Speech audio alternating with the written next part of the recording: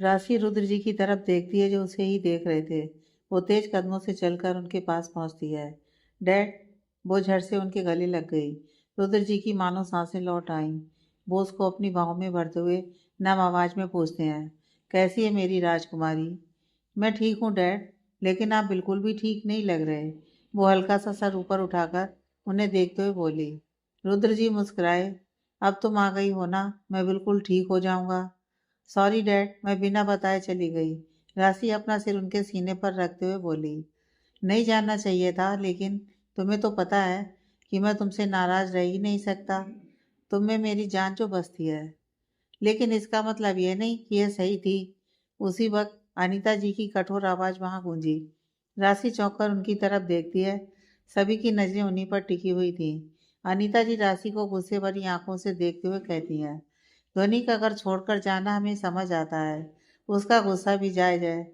लेकिन आप नाराज थी, इसलिए हमने आपको उनके साथ बस इस घर से जाने की परमिशन दी थी। आप तो बिना बताए सर छोड़कर ही चली गई। आपने एक बार भी नहीं सोचा कि हम सब पर क्या बीतेगी। इस घर की इकलौती बेटी थी आप, और ऐसी हरकत। आपने एक बार भी हमारे परिवार की मान मर्यादा के बारे में नहीं सोचा। आप गईं और अब अपनी मर्जी से बिना हम सबको कुछ बताए शादी करके लौट रही हैं। अनीता जी राशि से बेहद नाराज थी। उनकी नाराजगी सही भी थी। राशि भले ही उस वक्त मजबूर थी हालातों के आगे, लेकिन वो इस घर की बेटी थी। उसके कुछ फर्ज थे जिन्हें वो निभा नहीं पाई। वो एक अच्छी बहू जरूर थी, एक अच्छी पत्नी भी थी, लेकिन शायद अच्छी बेटी नहीं बन पाई। आसान नहीं होता हर रिश्ता निभाना। कोई भी इंसान अपनी जान लगा दे, फिर भी किसी न किसी रिश्ते में कमी आ ही जाती है। हर रिश्ते में एक इंसान कभी परफेक्ट नहीं हो सकता। हाँ, वो परफेक्ट होने की कोशिश जरूर कर सकता था।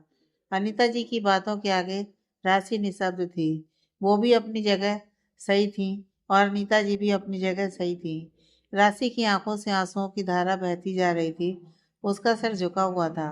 वो कैसे खुद को सही साबित करे, उसे समझ नहीं आ रहा था। अनीता जी की नाराजगी दूर करने के लिए किन शब्दों का इस्तेमाल करे। कोई भी अनीता जी के आगे कुछ नहीं बोल सकते थे। वो घर की बड़ी थी और बिल्कुल सही भी थी। लेकिन धीर से राशि के आंसू सहन नहीं हुए। उसे पता था कि अनीता जी सही है, फिर भी राशि को ऐसे डांटना उसे पसंद नहीं आया। वो आगे बढ़कर राशि का हाथ थामते हुए पूरी इज्जत के साथ अनीता जी से कहता है, सॉरी, वैसे तो ये आपके और आपकी पोती के बीच का मैटर है, जहाँ मुझे बोलने का कोई हक नहीं। लेकिन अब राशि सिर्फ आपकी पोती नहीं, मेरी पत्नी भी है, और अपनी पत्नी को इस तरह मैं रोता हुआ नहीं देख सकता।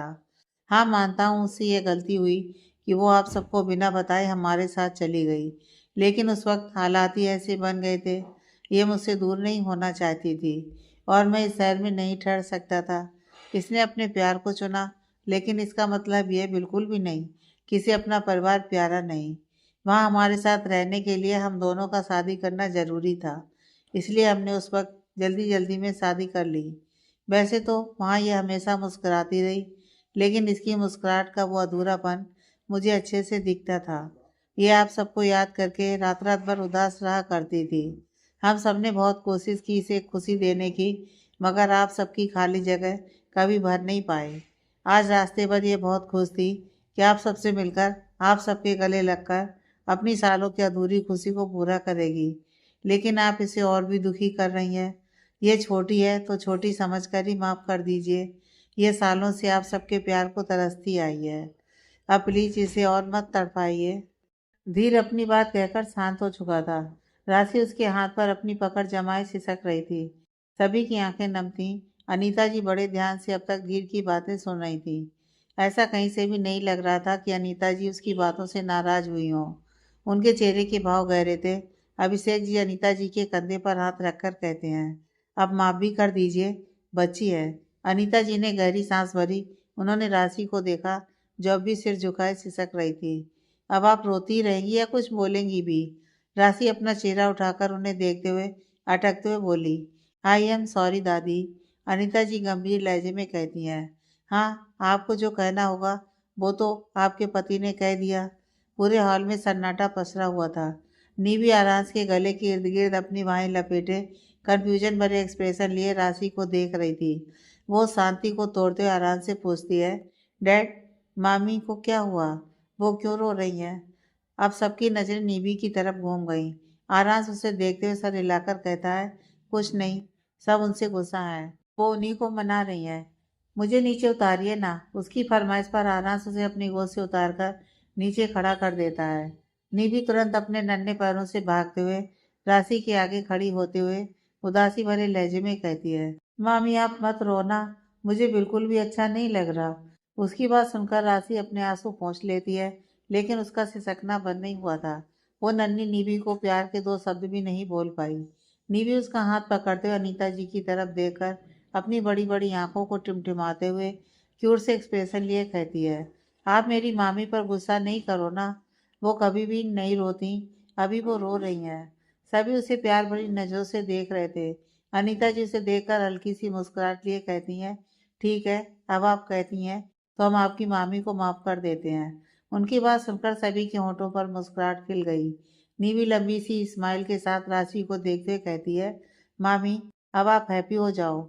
राशि उसे देखकर नम आंखों से मुस्कुरा दी। धीर नीवी को वापस गोद में उठा लेता है। राशि अनीता जी के गले लग गई। अनीता जी उसका सिर सहलाते हुए कहती हैं, आपको जब हमारी इतनी याद आती थी तो वापस आ जाती ना। सॉरी दादी। अब दादी पर ही सारा प्यार लुटा देंगी क्या? अभिषेक जी उन दोनों के करीब आए। राशि अनीता जी से अलग होकर अभिषेक जी के गले लगते हुए कहती है, आप तो हमसे नाराज नहीं है ना? नहीं, क्योंकि आपने अपने लिए सही जीवन साथी और परिवार चुना है। हमें आप पर गर्व है। आपने एक बहू और पत्नी होने का फर्ज बहुत अच्छे से निभाया है। अभिषेक जी उसका सिर सहलाते हुए बोले। इधर अब ध्वनि का दिल धक धक कर रहा था। उसका दिल तो यही सोचकर घबरा रहा था कि जब राशि का यह हाल है तो उसका क्या होगा। शिवानी जी आद्या जी के आगे हाथ जोड़ते हुए कहती हैं, मैं आपका शुक्रिया किन शब्दों में करूं, मुझे समझ नहीं आ रहा। आजकल आप जैसा परिवार मिलना बहुत मुश्किल है। मेरी बेटी बहुत खुशकिस्मत है जो उसे ऐसा घर परिवार मिला। इस घर में आपकी अपनी बेटी ने इतना दुख झेला, मैंने उसे इतनी तकलीफ दी, लेकिन फिर भी आपने हमारी बेटी को इतनी खुशी दी। आपने हमारी सजा हमारी बेटी को नहीं भुगतने दी। आद्या जी शिवानी जी के जुड़े हुए हाथ को नीचे करते हुए बोली, ऐसा बोलकर आप हमें शर्मिंदा कर रही हैं। राशि अब हमारी भी बेटी है, और भला अपनी बेटी को भी कोई तकलीफ देता है क्या? सजा देना हमारा नहीं, ऊपर वाले का काम है। हमने हमेशा से राशि को अपनी बेटी की तरह ही समझा है। आपने जो भी किया वो गलत फहमी की वजह से किया, वरना जो परिवार हमें राशि जैसी बहू के रूप में बेटी दे सकता है वो बुरा कैसे हो सकता है। आपको माफ़ी मांगने की या शुक्रिया अदा करने की ज़रूरत नहीं है, यह हमारा फ़र्ज़ है। शिवानी जी मुस्कुराकर सिर हिला देती हैं, आइए बैठिए, बैठकर बातें करते हैं। अनीता जी उन सबको देखते हुए बोली। सभी लोग सोफे पर बैठे हुए थे। निवि धीर की गोद में थी। अब जब सब क्लियर हो गया था तो सबका ध्यान निवि पर ही था। निवि की शरारतें यहाँ बंद थीं। अब उसे इतने अनजान लोगों की आदत तो थी नहीं। उसे इतने लोगों के सामने अच्छा नहीं लग रहा था। वो अभी बच्ची थी, यह उसका परिवार है, इस बात को एक्सेप्ट करने में उसे टाइम लगने वाला था, क्योंकि वो हमेशा से ही नाना नानी मामा मामी के साथ रहती आई थी।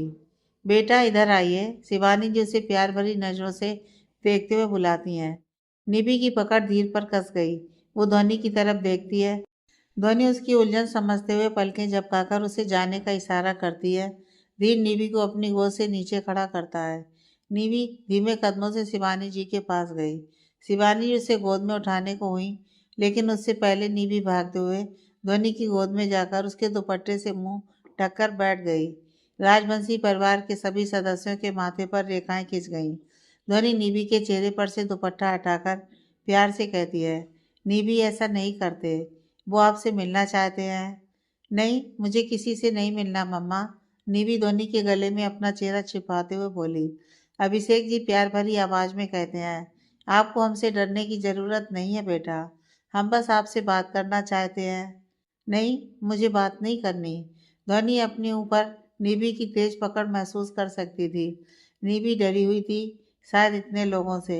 आराम से उसे डरा हुआ देखकर फिक्रमंद लहजे में कहता है, प्रिंसेस इधर आइए। उसकी आवाज़ सुनकर निवि ध्वनि के गले से अपना चेहरा निकालकर उसे देखती है। वो ध्वनि के बगल में ही बैठा था। निवि आरांस की गोद में चली गई। आरांस उस पर अपनी पकड़ बनाते हुए उसका सर सहलाकर कहता है, क्या हुआ बेटा, तुम इतनी सैड क्यों हो? मैं तुम्हें सबसे मिलवाता हूँ। निवी कुछ नहीं बोली, बस आराम से चिपक कर अपनी उलझी नजरों से सबको देखने लगी। देखो प्रिंसेस, ये आपके बड़े दादू हैं, यानी कि मेरे दादू। निवी अभिषेक जी की तरफ देखती है। आरांस बाकी सबसे उसका परिचय करवाते हुए कहता है, वो आपकी बड़ी दादी, ये आपकी दादी और ये दादू, ये छोटे दादू और छोटी दादी। आरांस सबसे उसका परिचय करवाता है। निवी के भाव जरा भी नहीं बदले। उसे तो इन शब्दों का मतलब ही नहीं पता था। आरांस उसे ऐसे देखकर कहता है, ओके, बाद में मिल लेना। अभी बताओ, भूख लगी है तुम्हें? हाँ, वो बस इतना ही कहती है। अनीता जी सरला जी की तरफ देखकर कहती हैं, सरला, डिनर लगवा दीजिए, हम अब चलते हैं। धर्मेंद्र जी खड़े होते हुए बोले। अभिषेक जी उनकी बात सुनकर तुरंत कहते हैं, अरे अभी कैसे जाएंगे आप? अभी अभी तो आए हैं, आपका घर भी तो गंदा होगा। आज यहीं रुक जाइए, कल हम सर्वेंट को भेजकर घर साफ करवा देंगे, फिर आप सब शिफ्ट हो जाइएगा। धर्मेंद्र जी उनकी बात सुनकर परेशान लहजे में कहते हैं, लेकिन हम बेटी के ससुराल में कैसे रह सकते हैं? उनकी बात पर रुद्र जी कहते हैं, आप भूल रहे हैं, ये सिर्फ आपकी बेटी का ससुराल नहीं, आपकी बहू का मायका भी है। इस हिसाब से आप लड़के वाले हुए, हमें भी खातिरदारी का अवसर दीजिए। सभी एक साथ बड़े से डाइनिंग टेबल के इर्द गिर्द बैठे हुए थे। आज इतने सालों बाद राजवंशी परिवार की खुशियां वापस लौट आई थीं, लेकिन ये खुशियां अब भी अधूरी थीं, क्योंकि नीवी ने उन सबको स्वीकार नहीं किया था। वो आरांस और धोनी के बीच वाली चेयर पर शांत सी बैठी थी, जबकि यह उसका नेचर नहीं था। सब उसकी असहजता को समझ रहे थे। नीवी बस चुपचाप सिर झुकाए ध्वनि के द्वारा बढ़ाए निवाले खा रही थी। डिनर करने के बाद अब सब वापस हॉल में आ गए। विवेक उन सबसे विदा लेते हुए कहता है, अब मैं चलता हूँ, आपसे हम कल बात करेंगे। अनीता जी उसे घूरते हुए बोली। विवेक जबरदस्ती की मुस्कुराहट लिए वहां से चला गया। अब अनीता जी कृति की तरफ देखते हुए कहती हैं, आप अपने परिवार वालों से बात कर लीजिए, हम अमित का रिश्ता लेकर जल्दी ही आपके गांव जाएंगे। वो बस हमें सिरेला देती है। उन सबके लिए रूम तैयार थे। सरला जी उन्हें ऊपर की तरफ ले गईं। अनीता जी ध्वनि को देखते हुए कहती हैं, आपको घबराने की ज़रूरत नहीं है, कोई आपसे कुछ नहीं कहेगा, क्योंकि आप गलत नहीं थी, अपनी जगह आप बिल्कुल सही थी। लेकिन आपको हमारी परपोती के बारे में नहीं छिपाना चाहिए था। खैर, आपने हम सबको इतनी बड़ी खुशी दी है, इसलिए इस बात के लिए हम आपको माफ़ करते हैं। अब आप जाइए, आराम कीजिए। अनीता जी की बात सुनकर अब धोनी ने राहत की सांस ली। आरांस नीवी को गोद में लिए अपने कमरे की ओर बढ़ गया। धोनी भी उसके पीछे ही चली गई। वो सेकंड फ्लोर पर सभी चीजों को बारीकी से देखते हुए बढ़ रही थी। इतने सालों में कुछ भी नहीं बदला था। वो जल्दी अपने कमरे के बाहर पहुंची, जहां उसकी अच्छी और बुरी दोनों ही यादें बसी हुई थी। आरांस कमरे के अंदर आया, धोनी भी उसके पीछे पीछे आ गई। उसकी नज़र कमरे में मौजूद हर एक चीज पर पड़ी, जो पहले की तरह रखी हुई थी। कुछ भी नहीं बदला था सिवाय एक चीज के। बेड के सामने वाली दीवार के ऊपर आरांस और धोनी की शादी की बड़ी सी फोटो लगी हुई थी। उस फोटो में ना ही दुल्हन खुश थी और ना ही दूल्हा, लेकिन आज का वक्त बहुत अलग था। उस तस्वीर को देखकर धोनी मुस्कुरा उठी। तभी निधि की आवाज ने उन दोनों का ध्यान अपनी ओर खींचा। यह हमारा रूम है, आरांस उसे बेड पर खड़ा करते हुए कहता है। हाँ, और अभी फिलहाल तुम यहीं सोना, फिर बाद में तुम्हारा पर्सनल रूम रेडी करवा दूंगा। निधि की आंखों में चमक आ गई। अब तक जो इतनी शांत थी, उसकी शरारत फिर से लौट आई। वो बेड पर कूदते हुए कहती है, वाओ, ये कितना ब्यूटीफुल है। उसको वापस से नॉर्मल देखकर आरांस और ध्वनि मुस्कुरा उठे। निधि सो चुकी थी। ध्वनि उसके सिर पर हाथ रखकर बैठी कुछ सोच रही थी। आरांस अभी अभी कॉल पर बात करके अंदर आया था। उसकी नज़र खोई हुई ध्वनि पर पड़ी। वो निधि की दूसरी साइड बैठते हुए पूछता है, क्या सोच रही हो?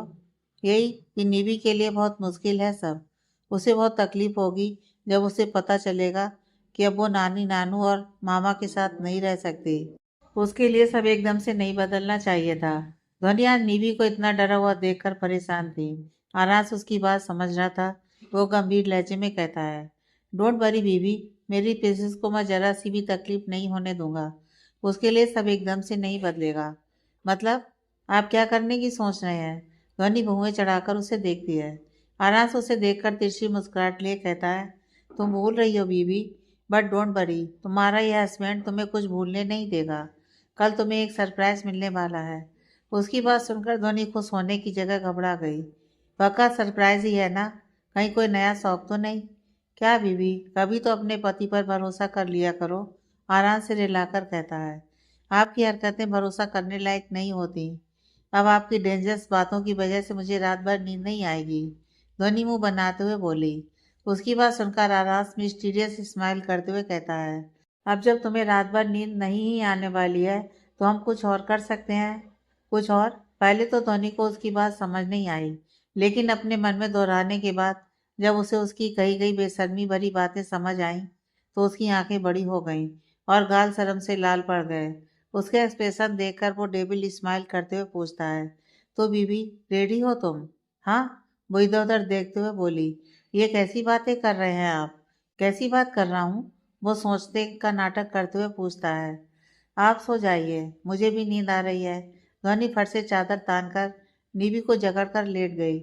उसे ऐसे देखकर आराज की त्योरियां चढ़ गईं। अच्छा, बट अभी तो तुम कह रही थी कि तुम्हें पूरी रात नींद नहीं आएगी। दिस इज नॉट फेयर बीबी। तुम तो उस एहसास को जी चुकी हो, बट मेरा क्या? उस वक्त मैं नशे में था, मुझे तो कोई एहसास याद ही नहीं, सिवाय इसके कि तुम मेरी बाहों में थी। आराज की शिकायत सुनकर ध्वनि अपनी आंखें कसकर मींच लेती है। उसे कुछ भी कहता देखकर आराज उसे घूरते हुए कहता है, फाइन, जितना तड़पाना है तड़पा लो, इन सब का बदला मैं इंटरेस्ट के साथ लूंगा। यू नो ना, आई एम ए बिजनेसमैन। ध्वनि बिना उसकी तरफ पलटे कहती है, मिस्टर राजवंशी, मुझे पता है आप पक्के बिजनेसमैन हैं, लेकिन फिलहाल अपने बिजनेस को साइड करके सो जाइए, वरना आपकी आवाज़ से मेरी नीवी जाग जाएगी। वो उसकी बात सुनकर नीवी को देखता है, जो दुनिया जहान से बेफिक्र सो रही थी। उसे देखकर आराज के होंठों पर भीनी सी मुस्कुराहट तैर गई। उसके छोटे से माथे को चूमते हुए वो उसका सिर सहलाकर कहता है, माई प्रिंसेस, डोंट वरी, मेरे के होते हुए कोई भी तकलीफ और दर्द तुम्हें छू भी नहीं सकता। उसकी बात सुनकर दूसरी तरफ चेहरा किए ध्वनि भी बंद आंखों से मुस्कुरा दी। आरा साइड लैंप ऑफ करके नीवी को बाहों में भरकर लेट गया। आज उसे बेहद सुकून भरी नींद आने वाली थी। पूरे राजवंशी विला में अंधेरा था, सभी अपने अपने कमरे में सो रहे थे। तभी फर्स्ट फ्लोर पर अमित के रूम का गेट धीरे से खोला। वो अपना चेहरा निकालकर पूरे फ्लोर पर नजर दौड़ाता है। पूरी तरह कंफर्म होने के बाद वो धीरे से बाहर आया और सधे कदमों से आगे बढ़ा। पूरे फ्लोर पर एक लाइन में 5 रूम थे, जिसमें से एक शिवानी जी और रुद्र जी का था, एक रंजीत जी और कामनी जी का, एक रचना जी का था, जो फिलहाल बंद था क्योंकि वो 2 दिन पहले ही वापस हरिद्वार के लिए निकली थी। एक अमित का रूम था और बचा एक रूम गेस्ट रूम था, जहाँ धर्मेंद्र जी और आद्या जी रुके थे। अमित धीरे से आगे बढ़ते हुए सेकंड फ्लोर क्रॉस करता है और थर्ड फ्लोर पर पहुंचता है। अब इस फ्लोर पर आने की किसी को मनाही नहीं थी। राशि अपने रूम में धीर के साथ ठहरी हुई थी। उस फ्लोर पर भी एक लाइन में 5 रूम थे, जिसमें से 3 रूम राशि ही यूज करती थी। एक उसका बेडरूम, दूसरे और तीसरे रूम उसके एक्स्ट्रा एक्टिविटी के लिए थे। एक म्यूजिक और डांस रूम था और एक आर्ट रूम। बाकी के 2 रूम खाली थे, जो गेस्ट के लिए थे, जिनमें से एक में आज कृति ठहरी हुई थी। अमित उन दोनों में से एक रूम के बाहर खड़े होकर डोर नॉक करता है। वो कई बार डोर नॉक करता है, लेकिन कोई फायदा नहीं हुआ, जिससे चिढ़कर वो अपना फोन निकालकर कृति का नंबर मिलाता है। इधर कृति बेड पर पूरा पैर फैलाकर गहरी नींद में सोई थी। साइड टेबल पर रखा उसका फोन जोर जोर से बज रहा था, लेकिन उस पर कोई फर्क नहीं पड़ रहा था। फोन एक बार बजा, 2 बार बजा, 3 बार बजा, लेकिन वो नहीं उठी। उसके फोन की रिंग की आवाज हल्की सी बाहर तक आ रही थी, जिसे सुनकर अमित चिढ़ रहा था। वो खुद में बड़बड़ाते हुए कहता है, कैसी कुंभकर्ण यार, ऐसे कौन सोता है? उसने एक आखिरी बार ट्राई किया। इतनी बार फोन बजने से कृति खींचकर उठकर बैठती है। कौन है यार? रात को भी चैन से नहीं सोने देते लोग। वो साइड टेबल पर से फोन उठाकर देखती है। अमित के इतने सारे कॉल्स देखकर वो चौंकते हुए कहती है, ये इस वक्त मुझे क्यों कॉल कर रहा है? कहीं किसी प्रॉब्लम में तो नहीं? लेकिन फिर अचानक उसे याद आता है कि वो तो अभी उसी के घर में है। नहीं, उसके घर में उसे क्या प्रॉब्लम होगी? चिढ़कर, फिर ये मुझे चैन से सोने क्यों नहीं दे रहा? एक बार फिर उसका फोन बज पड़ा। कृति कॉल रिसीव करते हुए पूछती है, क्या हुआ तुम्हें? यार सोने दो ना। तुम सोना बाद में, पहले अपने रूम का डोर खोलो। मैं बाहर खड़ा हूँ। तुम बाहर क्या कर रहे हो? तुम वापस जाओ, किसी ने देख लिया तो? कृति हड़बड़ाकर बोली, रात के 1 बजे कौन देखेगा यार? देखो तुम चुपचाप जल्दी से डोर खोलो। ओके बेट। कृति तुरंत जाकर दरवाजा खोलती है। सामने अमित अपने नाइट वियर में फोन पकड़े खड़ा था। वो जल्दी से अंदर आकर डोर लॉक करके चैन की सांस लेता है। कृति को देखते हुए वो आंखें छोटी करके कहता है, तुम पर कुंभकर्ण नाम बहुत सूट करेगा। उसकी बात पर वो मुंह बनाकर कहती है, अपना नाम अपने पास रखो। इतना रिस्क लेकर आने की क्या जरूरत थी? कोई देख लेगा तो क्या जवाब दूंगी मैं? क्या इज्जत रह जाएगी मेरी अपने होने वाले ससुराल में? उसके क्यूट से एक्सप्रेशन देखकर अमित अपना फोन जेब के हवाले करके उसके करीब आते हुए मुस्कुराकर कहता है, किसी को देखने के लिए जगा हुआ भी तो होना चाहिए ना। सब सो रहे हैं बेबी। तुम हम दोनों का ये गोल्डन चांस सोकर बर्बाद करना चाहती हो। गोल्डन चांस से क्या मतलब है तुम्हारा?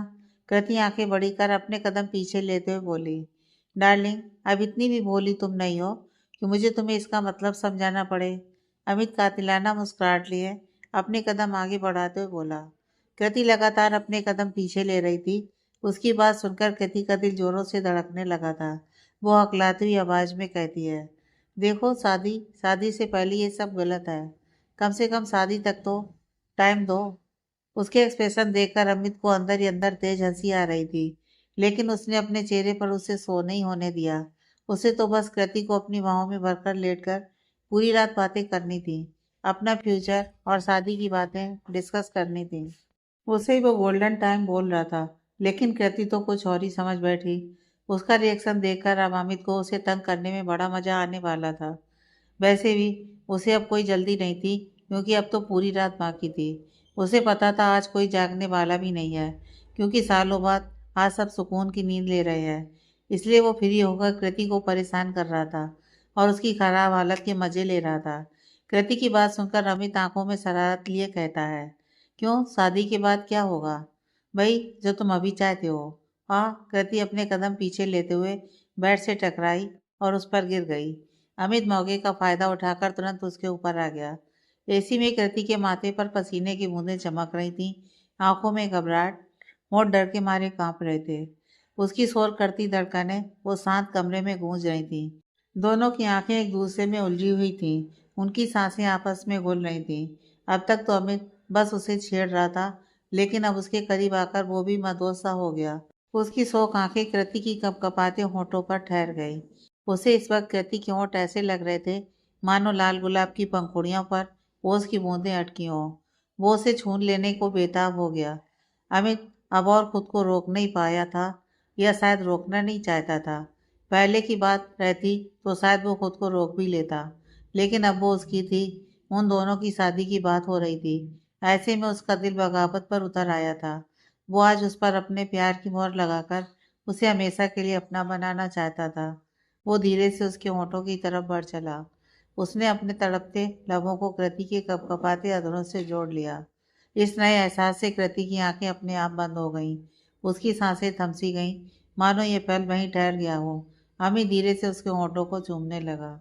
उसकी आंखें भी बंद थीं और इस नए एहसास को अपने दिल में उतार रही थी। उसकी होंठों की छुअन में कोई अपवित्रता नहीं थी, सिर्फ प्यार, प्यार और प्यार ही था। वो दोनों इस पल में खो गए। कृति के हाथ अमित के बालों में चलने लगे। करीब 10 मिनट के प्यार से भरे एहसास के बाद जब उन दोनों को सांस आने में दिक्कत होने लगी, तो अमित ने उसके होंठों को छोड़ा, मगर उससे दूर नहीं हुआ। उनके चेहरे अब भी पास थे। उनकी बेतरतीबी से चलती सांसें आपस में घुल रही थीं। कृति गहरी सांस भरते हुए ऐसे गुलाबी हो चुके चेहरे को दूसरी तरफ घुमाते हुए कहती है, हमें अभी आगे नहीं बढ़ना चाहिए। मैं तो यहाँ तक भी नहीं बढ़ने वाला था, लेकिन तुमने मुझे अट्रैक्ट कर लिया। अमित उसका चेहरा पकड़ अपने सामने करते हुए मुस्कुराकर बोला, लेकिन लेकिन तुम तो कह रहे थे कि तुम गोल्डन टाइम स्पेंड करने आए हो। कृति उलझी नजरों से उसे देखती है। गोल्डन टाइम से मेरा मतलब था हम साथ में अपनी शादी और फ्यूचर के बारे में डिस्कस करते हुए प्यार भरी बातों में आज की ये रात गुजारेंगे, क्योंकि शादी से पहले ये पहला और आखिरी मौका है जब तुम यहाँ रुकी हो। छिप छिप कर मिलने का मजा ही अलग होता है। मैं इस गोल्डन टाइम को बर्बाद नहीं करना चाहता था, लेकिन तुम तो कुछ और ही समझ बैठी। लास्ट लाइन कहते हुए अमित की आंखें वापस हरारत से चमकी। भाई उसकी बात सुनकर कृति की आंखें और मुंह हैरानी से खुले रह गए। इसका मतलब तुम इतनी देर से मुझे परेशान कर रहे थे? हाँ, अमित अपना सर हाँ में ऐसे हिलाता है जैसे उसने कोई महान काम किया हो। तुम लुच्चे आदमी। कृति पूरा जोर लगाकर उसे धकेल कर बेड पर गिराकर खुद फट से खड़ी हो गई। हे डार्लिंग, यह सही नहीं है। मैं तुम्हारा होने वाला पति हूँ। कोई ऐसे भला अपने होने वाले हस्बैंड को बुलाता है? अमित वैसे ही उसके बेड पर पीठ के बल लेटे, सर के नीचे अपने दोनों हाथ रखे स्माइल करते हुए कृति से बोला, होने वाले हस्बैंड हो, हुए नहीं हो। ऐसे कोई करता है क्या? तुम्हें पता है मैं कितना डर गई थी? कृति गुस्से से उसे घूरते हुए बोली। हाँ पता है ना, तुम्हारे एक्सप्रेशन देखकर ऑनेस्टली मुझे बहुत हंसी आ रही थी। अमित हंसते हुए बोला। उसकी हंसी पर कृति खींच कर बोली, तुम ना निकलो मेरे रूम से। तुम्हारा रूम? मैडम, ये मेरा घर है। अमित भौहें चढ़ाकर बोला, लेकिन अभी मैं यहाँ हूँ तो ये मेरा ही रूम है। चलो अब निकलो यहाँ से, बहुत हो गई तुम्हारी बकवास। कृति आंखें तरेड़ते हुए बोली। ऐसे कैसे बेबी, अभी तो हमने कुछ डिस्कस ही नहीं किया है। अमित उठकर बैठ गया। जो डिस्कस करना है सब फोन पर हो जाएगा, लेकिन फिलहाल मुझे सोना है। अब निकलो यहाँ से। कृति उसका हाथ पकड़ खींचते हुए बोली। बेबी प्लीज, कुछ प्लीज प्लीज नहीं, तुम निकलो। वो उसे खींचते हुए दरवाजे के बाहर लाकर छोड़ दिया। अमित अपने मासूम चेहरे से उसे देखता है। कृति अपने दोनों हाथ जोड़कर एक स्माइल लिए कहती है, शुभ रात्रि होने वाले पति देव जी। इतना कहकर वो उसके मुंह पर दरवाजा बंद कर देती है, जिससे अमित का मुंह लटक गया। लेकिन अभी थोड़ी देर पहले हुई किस याद आते ही उसके होंठों पर एक आकर्षक मुस्कुराहट तैर गई। आज इससे ही काम चल जाएगा। वो मुस्कुराते हुए अपने बालों में हाथ फेरते हुए निकल गया। इस तरफ कृति बेड पर लेटी अपने और अमित के बीच हुई किसको याद करते हुए शर्मा रही थी। उसका गुस्सा तो बस बहाना था। सच तो ये था कि इस वक्त उस किसकी वजह से उसे अमित से बेहद शर्म आ रही थी। अगर वो उसके सामने शर्माती तो वो जरूर उसका मजाक ही बनाता, इसलिए उसे बाहर भेजना पड़ा। उस अनमोल पल को याद करते हुए वो सपनों की नगरी में खो गई। सोते वक्त भी उसके चेहरे पर मुस्कान कायम थी। अगली सुबह सभी डाइनिंग टेबल पर नाश्ते के लिए बैठे हुए थे। आज सभी काफ़ी फ्रेश और खुश लग रहे थे। जाहिर सी बात है, अच्छी नींद आई तो फ्रेश तो लगेंगे ही। लेकिन इन सब में अमित की आंखें हल्की लाल हो रही थीं।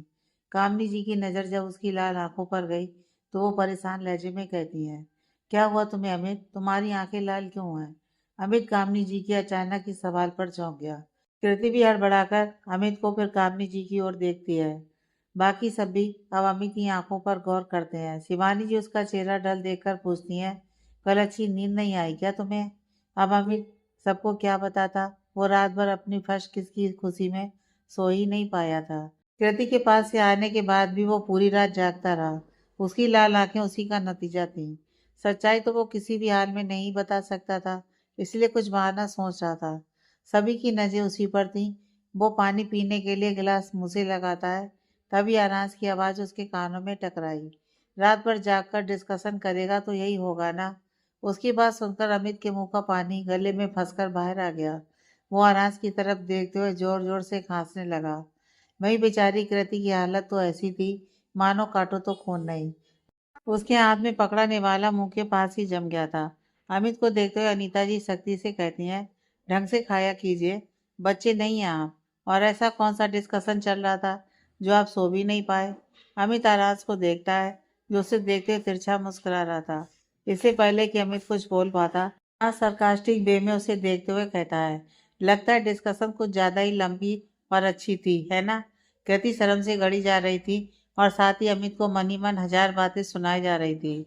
ऑफ कोर्स वो गालियां नहीं देती थी, वरना अब तक अमित की जीभ भी कटकर गिर गई होती। अमित आराज की बातें और ऐसी नजरें महसूस करके समझ गया कि उसे सब पता है। हाँ, पर डिस्कशन था किस चीज़ का? कामनी जी आराज को देखते हुए पूछती हैं। अब वो तो आप अपने लाडले से ही पूछिए, मुझे तो बस इतना पता है कि कल वाली डिस्कशन बहुत अच्छी थी। आराज अमित को देखते हुए अजीब से लहजे में कहता है, जिसे सिर्फ अमित और कृति ही समझ पा रहे थे। अमित सबकी नजरें खुद पर महसूस करके इधर उधर देखते हुए कहता है, ऑफिस ऑफिस की डिस्कस मतलब मीटिंग थी। आप पर भी अंश का भूत चढ़ गया है। कितनी बार कहा है हमने, ऑफिस का काम ऑफिस में ही छोड़कर आया कीजिए आप सब। अब इस काम के चक्कर में देखिए आप सो भी नहीं पाए। अनीता जी उसे घूरते हुए सख्ती से कहती हैं, सॉरी दादी, अब से ऐसा नहीं होगा। अमित से झुकाकर वापस ध्यान खाने पर लगाता है। सबके एक्सप्रेशन तो नॉर्मल थे, मगर राशि शरारती नजरों से अमित और कृति को घूर रही थी। आखिर उसकी तेज नजरों ने दोनों के एक्सप्रेशन जो नोटिस कर लिए थे। कृति अब शर्म से अपना चेहरा झुकाए जैसे तैसे निवाला गले से नीचे उतार रही थी। कहिए अंश, क्या बात है? आपने अब सबको यहाँ ऐसे क्यों बुलाया है? अभिषेक जी आराज की ओर देखते हुए पूछते हैं। नाश्ते के बाद सब अभी हॉल में मौजूद थे। ध्वनि को आराज की कल रात वाली सरप्राइज की बात याद आई। वो भी जानना चाहती थी कि आखिर आराज क्या करने वाला है। आराज हमेशा की तरह एक्सप्रेशन लेस फेस बनाए सबसे कहता है, आज से 10 दिनों बाद हमारी मैरिज एनिवर्सरी है। मैं चाहता हूँ कि उसी दिन हमारी और राशि की भी शादी दोबारा पूरे रस्म और रिवाज के साथ हो। उसकी बात सुनकर सब चौंक गए। अनीता जी और अभिषेक जी एक दूसरे की तरफ देखकर मुस्कुरा दिए। अभिषेक जी हल्की सी मुस्कुराहट लिए आराम से कहते हैं, आपने तो हमारे मन की बात कह दी। कल रात ही हमने इस बारे में सोचा है। राशि इस घर की इकलौती बेटी है और उसकी शादी हम वापस से धूमधाम से करना चाहते हैं। आपकी शादी भी जिस तरह से हुई वो सही नहीं था। इसलिए हमने सोचा कि राजवंशी परिवार के तीनों बच्चों की शादी एक ही साथ होगी। अनीता जी कुछ सोचते हुए आराम से कहती हैं, लेकिन आप जिस दिन बोल रहे हैं उस दिन कोई मुहूर्त है या नहीं, ये हमें पंडित जी से पूछना होगा। आराम सात लहजे में कहता है, मैंने बात कर ली है, उस दिन मुहूर्त है। अभिषेक जी धर्मेंद्र जी की तरफ देखते हुए पूछते हैं, आपको कोई एतराज तो नहीं है ना? धर्मेंद्र जी उनकी बात पर तुरंत मुस्कुराकर कहते हैं, अरे नहीं, हमें क्यों एतराज होगा। हम तो खुद अपने दोनों बच्चों की शादी धूमधाम से करना चाहते थे, लेकिन हालात ऐसे बने कि दोनों की शादी बस जल्दी जल्दी में हो गई। अच्छी बात है। कृति, आप अपने घर वालों से कह दीजिए कि हम सब कल उनसे मिलने आ रहे हैं। अनीता जी कृति की तरफ देखकर बोली। कृति के माथे पर बल पड़ गए। कल इतनी जल्दी? मतलब मैंने अभी उन्हें कुछ नहीं बताया। उन्हें सोचने के लिए भी तो थोड़ा टाइम चाहिए होगा ना। आप बस उन्हें बता दीजिए हम कल आ रहे हैं। बाकी जो भी बात करनी है वो हम कर लेंगे। वहीं उनको सोचने का वक्त भी देंगे। जी। कृति अब कुछ नहीं बोल सकती थी। वो सिर हिलाकर शांत हो गई। इस तरफ सैम अपने छोटे से फ्लैट में अपने लिए कुछ खाने को बना रहा था। तभी स्लैब पर रखा उसका फोन बज पड़ा। उसने फ्लैश होते नाम आफत को देखा। ये अब इस वक्त मुझे क्यों कॉल कर रही है? इसे ऑफिस नहीं जाना क्या? सैम स्क्रीन को घूरते हुए बोला। उसने कॉल इग्नोर किया।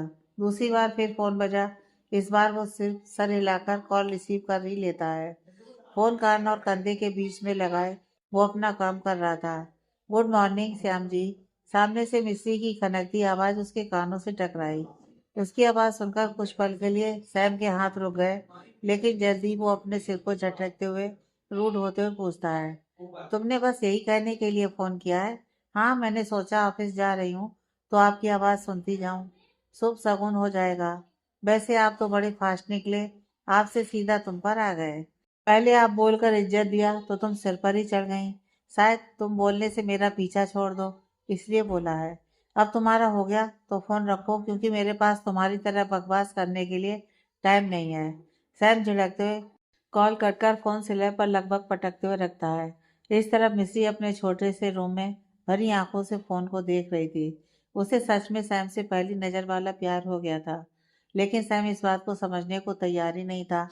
वो दिखाती नहीं थी, लेकिन उसकी बेरुखी, उसकी रूडनेस, उसका इग्नोर करना सब उसे बहुत बुरा लगता था। सैम कभी उसका फ़ोन 1 से 2 रिंग में नहीं उठाता था। वो जानती थी कि वो उसे इग्नोर कर रहा है, लेकिन वो अपनी कोशिश छोड़ना नहीं चाहती थी, क्योंकि आज तक मिस्री ने किसी और लड़के के लिए ऐसा फील नहीं किया था। वो नम आंखों से फ़ोन को देखते हुए ठंडी आह भरकर कहती है, कभी तो आप मेरी फीलिंग समझेंगे श्याम जी। ध्वनि नीवी के साथ अपने रूम में थी। यहाँ आकर तो नीवी जैसे बंसी गई थी। इतने बड़े घर में भी उसे घुटन सी लग रही थी। वो एक पल के लिए भी धोनी को नहीं छोड़ रही थी। मम्मा, क्या घर में शादी होने वाली है? नीवी पूरे कमरे में घूम घूम कर टहलते हुए पूछती है। हाँ, धोनी बालकनी से अंदर आते हुए कहती है। किसकी शादी? वो लंबी सी मुस्कुराहट लिए पूछती है। एक बार में 3 शादियां होंगी। ध्वनि उसकी खुशी देखकर हल्का सा स्माइल करते हुए कहती है। 3 शादियाँ? वाह, मज़ा आ जाएगा ना? वो चहकते हुए कहती है। हाँ, बहुत। क्या खाक मज़ा आएगा। अरे, हम सब एक दूसरे की रस्में एंजॉय ही नहीं कर पाएंगे। दरवाजे से अंदर आती कृति मुंह बनाकर बोली। उसके पीछे ही राशि भी अंदर आते हुए बोली, भाई तो सब एक साथ होगा तो कोई मज़ा ही नहीं आएगा। क्यों मज़ा नहीं आएगा? निधि अपनी कमर पर दोनों हाथ टिकाते हुए बोली। कृति उसे गोद में उठा बेड पर खड़ा करके उसके कंधे पर अपनी बांह हल्के से टिकाते हुए बोली, वो इसलिए बनी क्योंकि अगर हम तीनों दुल्हन बन जाएंगे तो मस्ती कैसे कर पाएंगे? क्यों, दुल्हन मस्ती नहीं कर सकती? अपनी शादी में कोई दुल्हन मस्ती नहीं कर पाती। राशि उदासी बेड पर पालती मारकर बैठते हुए बोली। ध्वनि उन दोनों को देखकर सिर हिलाकर कहती है, अब पहले से मुंह बनाए घूमती रहोगी तो अच्छा नहीं लगेगा। मुझे तो सही लग रहा है। अलग अलग होने से अच्छा एक बार एक जगह सारी रस्में होंगी तो कितना मजा आएगा। पता नहीं तुम दोनों को क्या अच्छा नहीं लग रहा है। तू तो रहने ही दे, तेरे मजे हम अच्छे से जानते हैं। कृति ध्वनि को ताना मारते हुए बोली। हाँ दीदी, आप तो एक जगह बैठी रहेंगी, लेकिन हम आपको बैठने नहीं देंगे, तो तैयार रहिएगा। वैसे अभी यहाँ हम अपनी नीवी को लेने आए थे। राशि वापस से खड़ी होते हुए बोली। हाँ, बन्नी को खरगोश से मिलाने गार्डन में ले जा रहे हैं। कृति नीवी को बेड से नीचे खड़ा करते हुए बोली। उनकी बात सुनकर ध्वनि को याद आया, अच्छा हाँ, राशि का खरगोश और उसका छोटा सा घर है ना गार्डन में। राशि मुंह लटकाकर कहती है, मेरा खरगोश कहाँ, वो तो गुजर गया, अब उसके बच्चे हैं। तुझे चलना है? कृति ध्वनि से पूछती है। नहीं, तुम लोग जाओ, वो मना करते हुए बोली। चलो बनी, तुम्हें खरगोश दिखाते हैं। कृति निधि का हाथ थाम उससे कहती है। कृति और राशि निधि को लेकर चले गए। तभी सरला जी अंदर आई। उन्हें देखकर ध्वनि मुस्कुरा दी। आखिर अभी उसे वक्त मिला था सरला जी से बात करने का, वरना इतने लोगों के बीच उसे मौका ही नहीं मिल रहा था। कैसी है काकी? मैं तो अच्छी हूँ, लेकिन आपने दूर जाकर बिल्कुल भी अच्छा नहीं किया। सरला जी हल्की नाराजगी भरे स्वर में बोली। सॉरी काकी, उस वक्त हालातों के आगे मजबूर थी, लेकिन अब कभी आप सबको छोड़कर कहीं नहीं जाऊंगी। आपको कुछ नहीं कहूंगी, क्योंकि गलती आपकी नहीं थी। आपने पहले ही कहा था कि सच सामने आने के बाद आप यहाँ नहीं रुकेंगी, लेकिन अब आप जब वापस आ गई हैं और अंश बाबा के साथ दोबारा शादी करने वाली हैं, तो बस इतना ही कहूंगी कि इस बार सारे गिले शिकवे बुलाकर नई शुरुआत कीजिएगा। जी काकी, ये कॉफी अंश बाबा ने यहाँ लाने को कहा है, वो स्टडी में है, बस आते ही होंगे। अभी कॉफी? ठीक है। लल्ला जी ट्रे टेबल पर रखकर चली गईं। कुछ देर बाद आरांस अंदर आया। ध्वनि सोफे पर बैठी उसी का इंतजार कर रही थी। आरांस उसके बगल में जाकर अपना कॉफी मग उठाकर बैठ गया। एक तुम्हारे लिए ही है बीबी, and don't worry, black coffee नहीं है। हाँ दिख रहा है मुझे। ध्वनि अपना कॉफी मग उठाती है। आरांस इधर उधर नजरें दौड़ाते हुए कहता है, प्रिंसेस कहाँ है? वो कृति और राशि के साथ गार्डन में गई है। तुम्हें सरप्राइज कैसा लगा? तुम मुझसे शादी करने के लिए रेडी तो हो ना? आरांस ने जो गलतियां पहले की थी, अब उसे नहीं दोहराना चाहता था। आप सभी ये पूछ रहे हैं, सबसे बात करने के बाद अगर मैं शादी से मना कर दूं तो? ध्वनि टेढ़ी नजरों से उसे देखते हुए बोली। आरांस त्योरियां चढ़ाकर उसे देखते हुए कहता है, करके तो देखो, फिर बताता हूँ। मुझे हल्के में मत लेना बीबी, वरना पछताओगी। ध्वनि हल्की मुस्कुराहट लिए कहती है, मुझे शादी से कोई एतराज नहीं है। वैसे आपको अचानक ये कैसे सूझा? जब नई शुरुआत करनी है तो फिर से नए ढंग से करते हैं ना बीबी। तुम्हारे सपने होंगे अपनी शादी को लेकर, जो मेरी गलती की वजह से अधूरे रहे। ऐसा मैं बिल्कुल नहीं चाहता।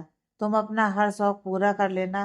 तुम मेरी बीवी हो, तुम्हारे हर सपने का पूरा करना मेरा फर्ज है। वैसे तुम्हारे लिए एक और गिफ्ट है, जो तुम्हें हमारी वेडिंग नाइट पर मिलेगी। उसकी एक और गिफ्ट वाली बात पर ध्वनि मुंह बनाकर बोली। आप हमेशा सस्पेंस बनाकर क्यों छोड़ते हैं? जब अभी देना नहीं था तो बताया क्यों? अब मैं इतना सब्र कैसे रखूंगी? रखना तो पड़ेगा बीबी। वैसे एक और वजह है इस शादी की। इस शादी की वजह से मेरी प्रिंसेस को सबके साथ कंफर्टेबल होने के लिए टाइम मिल जाएगा। आई एम श्योर इतने टाइम में वो यहाँ सबके साथ एडजस्ट हो जाएगी। हाँ, ध्वनि बस सिर हिला दी। सुबह से शाम हो गई थी, लेकिन सैम को सुबह के बाद मिस्री का एक भी कॉल नहीं आया था।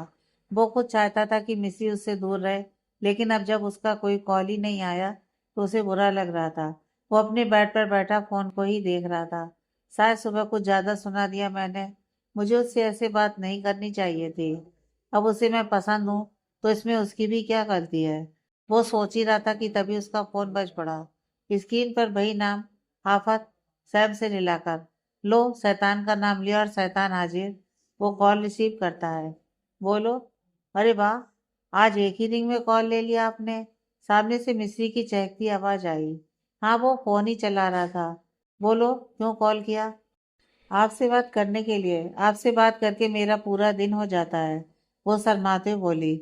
उसकी ऐसी बातें सुनकर सैम खींचकर खुद से कहता है, यार इस लड़की का कोई ईगो है कि नहीं। मैं जैसे इसे सुनाता हूँ, अगर वैसे कोई मुझे सुना दे तो मैं तो 10 जन्म तक उससे बात भी ना करूं। यह कुछ ही देर बाद फिर से उतने ही प्यार से बात करती है।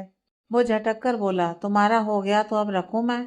थोड़ी देर और बस, मिश्री कहती रह गई, लेकिन सैम ने कॉल कट कर दिया। वो फिर एक बार उदास नजरों से फोन को देखती रह गई। राजवंशी परिवार की लगभग 10 गाड़ियां सड़क पर तेजी से दौड़ रही थीं। बीच की 5 गाड़ियों में परिवार के सदस्य थे और बाकी की 5 गाड़ियों में आगे और पीछे उनकी टाइट सिक्योरिटी। वो सभी कृति के गांव की तरफ बढ़ रहे थे। इन्हीं में से एक कार में बैठी कृति अपने नाखून चबा रही थी। उस कार में पीछे वाली सीट पर कृति, ध्वनि और नीवी बैठे हुए थे। ड्राइवर की बगल वाली सीट पर अमित बैठा हुआ था। वो भी उतना ही घबराया हुआ लग रहा था। रुद्र जी और आरांश बस नहीं आए थे। आरांश पहले ही 1 महीने से ऑफिस नहीं गया था, इसलिए उसका सबके साथ जाना पॉसिबल नहीं था। रुद्र जी को भी सबकी गैर हाजिरी में राजवंशी एम्पायर संभालना था। धर्मेंद्र जी और आद्या जी नहीं गए क्योंकि उनके हिसाब से उनका जाना जरूरी नहीं था। वैसे भी इतने लोगों के जाने का कोई मतलब बनता नहीं था। इस तरफ ध्वनि कृति और अमित की घबराहट देखकर हंसते हुए कहती है, अमित का घबराना तो समझ आता है, लेकिन तू क्यों घबरा रही है? ससुराल जाने में तो तुझे घबराहट नहीं होती और अपने ही घर जाने में इतना डर। तू नहीं जानती ना यार, बाबूजी ने कहीं इस रिश्ते से मना कर दिया तो। वैसे भी कल रात ही फोन पर मैनू ने सब बताया है और आज ही सुबह सब जा रहे हैं। पता नहीं बाबूजी ने क्या फैसला लिया होगा। क्यों फिक्र कर रही है? सब जा रहे हैं ना, मना लेंगे उन्हें। ध्वनि उसके हाथ पर हाथ रखते हुए बोली, हाँ यार प्लीज चुप हो जाओ। तुम्हारी बातें सुनकर मुझे और डर लग रहा है। अमित ध्वनि की बातों का समर्थन करते हुए कृति से बोला। तभी ध्वनि का फोन बजा, जो पहले से ही निधि के हाथ में था। निधि ने तुरंत कॉल रिसीव कर लिया। स्क्रीन पर आरांश का चेहरा देखकर निधि खुश हो गई। डैड, आरांश का वीडियो कॉल था। कैसी हो प्रिंसेस? मैं ठीक हूँ डैड। आप क्यों नहीं आए हमारे साथ? मुझे आपकी याद आ रही है। उसकी बात सुनकर ध्वनि से रिलाकर कहती है, अभी 1 घंटा नहीं हुए मिले हुए और इसे याद भी आने लगी। ध्वनि की बात सुनकर निधि अपनी पलकों को झपकाते हुए उसे देखती है। आराम से उसकी बात इग्नोर करते हुए निधि से पूछता है, माँ क्या हो रहा है? अभी तो हम कॉल में ही हैं। मासी अपने नाखून खा रही है। मम्मा उन्हें डांट लगा रही हैं। चाचू मुझको दिख नहीं रहे हैं, उनका नहीं पता। नीवी अपने सफेद दांत दिखाते हुए बोली। उसकी बात सुनकर कृति आंखें तरेड़ते हुए उसे देखती है। अभी तो चौंककर सबसे पहले अपने चेहरे पर चमक रहे पसीने को साफ करता है। कहीं पापा की लाडली ने उसका भी मजाक बना दिया तो? ध्वनि दोनों होठों को दबाकर हंस पड़ी। आराम मुस्कुराकर नीवी से कहता है, चाचू और मौसी से कह दो फिक्र ना करें। मेरी प्रिंसेस उनकी शादी जरूर एंजॉय करेगी। निधि आज्ञाकारी बच्चों की तरह से रिलाकर कृति की तरफ देखते हुए कहती है, डैड ने कहा उन दोनों ने सुन लिया बेटा। ध्वनि उसे टोकते हुए बोली, बाय प्रिंसेस, एंजॉय करना। आरास कॉल कट करता है। इस वक्त आरास अपने केबिन में था। उसके फोन रखते ही सामने खड़ा सेरा कहता है, बॉस आप पर गोली चलाने वाले ने सब उगल दिया है। आपका शक सही था, वो उसी का आदमी है। हाँ तुम जानते हो क्या करना है। आराम मिस्टीरियस स्माइल करते हुए कहता है, यस बॉस। सेरा से लाकर तुरंत केबिन से निकल गया। कुछ 2 घंटे का सफर तय करने के बाद वो लोग कृति के गांव पहुंच चुके थे। वो गांव भले ही था लेकिन शहर के पास था, इसलिए उस गांव में कोई दिक्कत नहीं थी। हर सुख सुविधा उपलब्ध थी। कार गांव की पक्की सड़कों से होते हुए आगे बढ़ रही थी। सड़क के दोनों तरफ खेत ही खेत थे। हर तरफ हरियाली हरियाली छाई थी। बीवी उन खेतों को कार की खिड़की से देखते हुए बोली, मॉम मम्मा ये सब ब्यूटीफुल है, मुझे इसमें जाना है। हाँ चलेंगे बेटा, पर पहले मौसी के घर चलते हैं, फिर घूमने चलेंगे। उनकी कार गांव के अंदर गई। एक साथ इतनी सारी गाड़ियों को देखकर सभी गांव वाले दंग थे। सब अपना कामकाज छोड़कर उसी को आंखें बड़ी किए देख रहे थे। कारें अंदर जाती गईं। अब तक तो पूरे गांव को पता चल गया था कि गांव में कोई अमीर मेहमान आया है, लेकिन उत्सुकता तो उन्हें यह जानने की थी कि आखिर वो लोग कौन है और वहां क्यों आया है। वो सभी गाड़ियां एक बड़े से 2 मंजिल के घर के आगे रुकी। उस घर के आसपास बहुत से और भी घर थे, जहां से लोग झांकते हुए बाहर देख रहे थे। सभी गाड़ियों से बाहर आए। कृति ने देखा दरवाजे पर उसका पूरा परिवार खड़ा है। वो तुरंत आगे बढ़कर उनके पास गई। अम्मा कैसी हो तुम? हमने तुमको बहुत याद किया। वो एक खूबसूरत सी औरत के गले लगते हुए बोली। काहे झूठ बोलती हो बिटिया, 1 साल पर तो आई हो। अगर हमारी याद आई होती तो तुम पहले ना ही आ जाती। वो औरत मुस्कुराकर कृति का सर सहलाते हुए बोली, जी जी, बतिया बाद में लेना, पहले मेहमानों का स्वागत तो कर लो। कृति की अम्मा की बगल में खड़ी औरत बोली, जो शायद उनकी चाची थी। कृति के बाबूजी और चाचा जी हाथ जोड़कर आगे सभी का स्वागत करने गए। कृति अपनी अम्मा और चाची के साथ घर के अंदर चली गई। सभी लोग घर के अंदर आए। घर काफी बड़ा और पुराने जमाने की कलाकारी से बना हुआ था। उनका घर देखकर ऐसा लग रहा था कि यह कोई पुश्तैनी घर था। बीच में बड़ा सा खुला आंगन, चारों तरफ बरामदा और कमरे, एक तरफ ऊपर जाने के लिए सीढ़ियां थीं। उस घर को देखकर सब मुस्कुरा उठे। इतना सुकून नए जमाने के घर में बिल्कुल नहीं होता। निधि उस घर को देखकर चहकते हुए कहती है, मम्मा, ये मौसी का घर है। उसकी प्यारी सी आवाज ने सबका ध्यान अपनी ओर खींचा। ध्वनि मुस्कुराकर कहती है, हाँ, ये तुम्हारी मौसी का ही घर है। ये सब ब्यूटीफुल है। मैं वहां जाऊं? निधि बड़े से आंगन को देखते हुए पूछती है। उसके सवाल पर ध्वनि हिचकिचा गई, लेकिन उसकी हिचकिचाहट समझते हुए वहां खड़ी कृति की अम्मा मुस्कुराते हुए बोली, जाओ बिटिया, कोनो बात नहीं है। कृति मुस्कुराकर निधि का हाथ पकड़ते हुए कहती है, बनी आओ, तुम्हें मैं घर दिखाती हूँ। निधि खुशी खुशी उछलते हुए कृति के साथ चली गई। अब कृति के बाबूजी हाथ जोड़कर सभी से कहते हैं, हम कृति के पिता जैन, यह उसकी अम्मा पार्वती। वो भी सर पर आंचल लिए हाथ जोड़ ली। जैन जी अपने बगल में खड़े इंसान की ओर इशारा कर गए। कृति के चाचा और हमारे छोटे भाई जगदीश और उनकी पत्नी वसुधा। अभिषेक जी हल्की सी मुस्कुराहट लिए कहते हैं, आप सबसे मिलकर हमें बहुत अच्छा लगा। हम भी आपका सबसे परिचय करवा देते हैं। इतना कहकर वो सबके बारे में बताते हैं। अमित आगे बढ़कर सबके पैर छूता है। पार्वती जी तो प्यार भरी आंखों से उसे ही निहार रही थी। उन्हें देखकर लग ही नहीं रहा था कि उन्हें इस रिश्ते से कोई आपत्ति है। आइए ना, बैठकर बात करते हैं। जैन जी सबको आदर सहित बैठकी में लाए।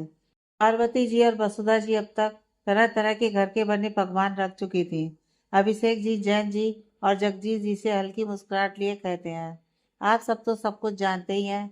बच्चे एक दूसरे को पसंद करते हैं। हम आपकी बेटी को अपने घर की बेटी बनाना चाहते हैं।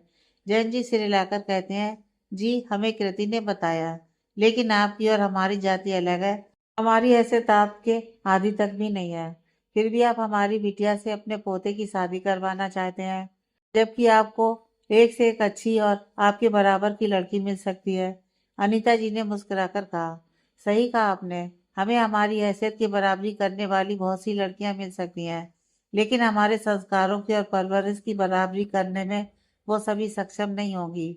शिवानी जी अनीता जी की बातों का समर्थन करते हुए कहती हैं, किसी भी परिवार को बांधे रखने के लिए जरूरी है कि उस परिवार में वही लड़की आए जिसकी सोच मिलती हो। कृति को आपने बहुत अच्छी परवरिश दी है। फ्यूचर में हमारी तरह उन्हें भी राजवंशी एम्पायर का भार उठाना होगा, और वो राजवंशी परिवार की छोटी बहू बनने के लिए पूरी तरह सही है, क्योंकि उनमें वो रोब है, उनमें वो क्षमता है कि वो सब कुछ संभाल सकें। रंजीत जी शिवानी जी की बात आगे बढ़ाते हुए कहते हैं, भाभी सही कह रही हैं। हमें हमारे घर की बहू नहीं, बेटी चाहिए, जो उसे अपना घर और अपना परिवार समझकर संभाले। हम जात पात में तो शुरुआत से ही भरोसा नहीं रखते। हमारे लिए जाति का मतलब जिसमें अच्छे संस्कार हैं वो ऊंची जाति के है, और बाकी सब नीची जाति के। भाई साहब, जहाँ तक रही हैसियत की बात, तो हैसियत में आप हम सबसे बड़े हैं, क्योंकि आप बेटी के पिता हैं।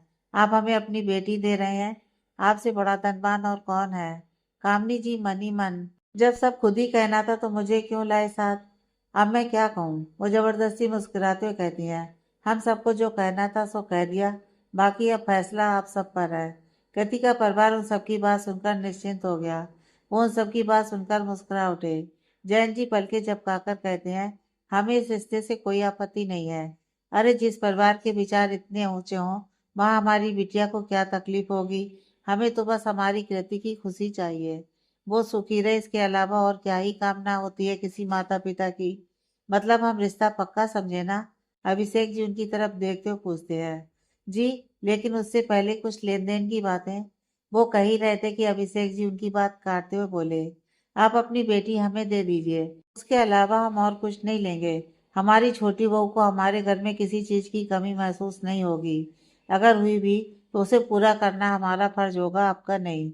ऐसा बोलकर हमें शर्मिंदा मत कीजिए। लेकिन ऐसे कैसे, हमारी कृति इस घर की इकलौती बेटी है। तब से साथ बैठे जगदीश जी बोल पड़े, आप अपनी बेटी को आशीर्वाद देकर भेज दीजिए, उतना काफ़ी है। लेकिन हम कुछ नहीं लेंगे, ये हमारे उसूलों के खिलाफ है। अनीता जी शांत लहजे में साफ मना कर चुकी थी। उनके आगे कोई कुछ बोल नहीं पाया। अभिषेक जी मुस्कुराकर कहते हैं, तो हम रिश्ता पक्का समझे? जी बिल्कुल, जैन जी सिर हिला देते हैं। उनकी बात सुनकर सभी के चेहरे पर खुशी छा गई। अमित ने अंदर ही अंदर एक राहत भरी सांस भरी। अनीता जी आगे कहती हैं, हमें आपसे एक और बात करनी थी। दरअसल 10 दिन बाद हमारे पोते और बड़ी बहू की मैरिज एनिवर्सरी है। हमारे पोते की और पोती की भी शादी हालातों की वजह से बस जैसे तैसे हो गई।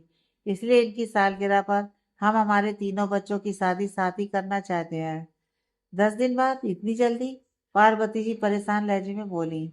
अनीता जी, पहले ही बहुत देर हो गई है, अब और देर नहीं करना चाहिए। वैसे भी आप सबको कुछ नहीं करना है, हम सब कुछ संभाल लेंगे। जयंत भी अब कुछ गंभीर दिखाई दे रहे थे। माँ जी आप बड़ी हैं, हम सबको वैसे तो कोई समस्या नहीं है, लेकिन कृति इस घर की इकलौती बेटी है और हम चाहते हैं कि उनकी शादी हमारे इस पुश्तैनी घर से ही हो। उनकी बात सुनकर सभी के चेहरे पर परेशानी झलकने लगी। उनकी बात भी सही थी। उनके कुछ अरमान थे, वो मना नहीं कर सकते थे। अनीता जी को सोचकर कहती हैं, ठीक है, तो हम अमित की शादी के लिए 2 दिन बाद का मुहूर्त देख लेंगे। आप सारी रस्में हमारे साथ वहीं कर लीजिएगा। बस इन दोनों की शादी 2 दिन बाद यहाँ से होगी। अब तो कोई दिक्कत नहीं है ना? नहीं माँ जी, धन्यवाद। जैन जी ने हाथ जोड़कर कहा, जब सब कुछ फाइनल हो ही गया तो अभी यहीं बच्चों की सगाई कर लेते हैं। रंजीत जी मुस्कुराते बोले, हमें कोई एतराज नहीं है। जैन जी ने भी अपना समर्थन दिया। शिवानी जी और कामनी जी कार में से सारा सामान निकलवाने चली गईं। राशि और धोनी पार्वती के साथ ऊपर कृति को तैयार करने चली गईं। मुंबई, सैम बेचैनी से फ्लैट में टहल रहा था। सुबह से शाम होने को आई थी, लेकिन आज पूरे दिन मिस्री का कोई कॉल नहीं आया था। सैम चाहता था कि मिस्री उसे कॉल ना करे, बट अब जब उसने कॉल नहीं किया तो उसका मन बेचैन सा हो रहा था। वो फोन लिए उसके कॉल का इंतजार करते हुए इधर उधर टहल रहा था। जब बहुत देर इंतजार करने के बाद भी कोई कॉल नहीं आया तो वो इरिटेट होते हुए पूरा जोर लगाकर फोन सोफे पर फेंकता है। डैम इट, ये आफत आज कॉल क्यों नहीं कर रही? अपनी आदत लगाकर अब हार मान रही है। वो परेशान था, लेकिन अपनी ईगो को साइड में रखकर फोन नहीं करना चाहता था। हेलो भाई, आप क्यों नहीं आए? मुझे बहुत अजीब लग रहा है। अमित वहीं बैठा धीमी आवाज में फोन पर आराम से बात कर रहा था। बाकी सब सगाई की तैयारियों में बिजी थे। क्यों, सूली पर चढ़ा रहे हैं क्या तुझे? सामने से आरांस की आवाज आई। भाई, आपको ऐसी सिचुएशन फेस नहीं करनी पड़ी ना, इसलिए आप ऐसा बोल रहे हैं। अमित मुंह बनाते हुए बोला। तो तू कहे तो सगाई कैंसिल करवा दूं? आरांस सरकास्टिक लहजे में बोला। अमित हड़बड़ाकर कहता है, क्या भाई, ऐसा मजाक मत किया कीजिए। इतना घबराने की जरूरत नहीं है, तुझे कहाँ कुछ बोलना पड़ा है। आपको कैसे पता? मेरी अपनी बीवी से बात हो गई है। अब मैं कॉल कट कर रहा हूँ। आराज के कॉल कट करने के बाद अमित इधर उधर देखता है, लेकिन सब उसे बिजी दिखे। वो फोन ही देखने लगा। आगे की कहानी नेक्स्ट पार्ट में।